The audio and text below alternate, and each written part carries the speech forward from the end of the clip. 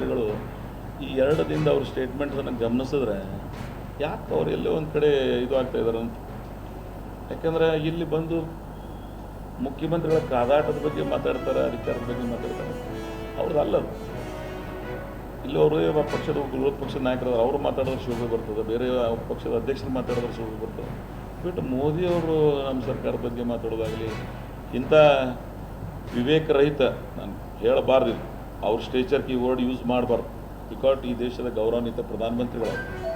ಆದರೆ ಈ ವಿಚಾರಗಳನ್ನು ನಮಗೆಲ್ಲೋ ಒಂದು ಕಡೆ ನಾನು ಅದಕ್ಕೆ ಹೇಳಕ್ಕೆ ಹೋಗಂಗಿಲ್ಲ ಅವ್ರ ಬಗ್ಗೆ, ಬಟ್ ಅವ್ರು ಮಾತನಾಡಬಾರ್ದಾಗಿತ್ತು.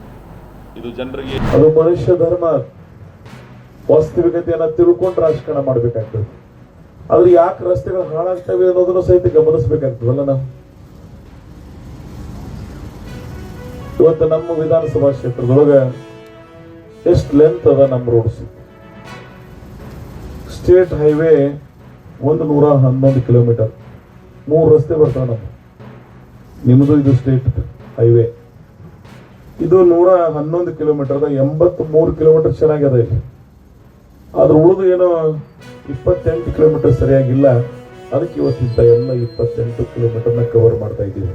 ಅದು ರೂಗಿಯಿಂದ ತಾಂಬಾದವರೆಗೆ, ಆ ಕಡೆ ಇಂಡಿಯಿಂದ ಏನೋ ಮಾರ್ಸ್ನಳ್ಳಿವರೆಗೆ ಅರ್ಧ ಚೆನ್ನಾಗಿತ್ತು, ಅರ್ಧ ಇರಲಿಲ್ಲ. ಅದನ್ನ 9.5 ಕೋಟಿ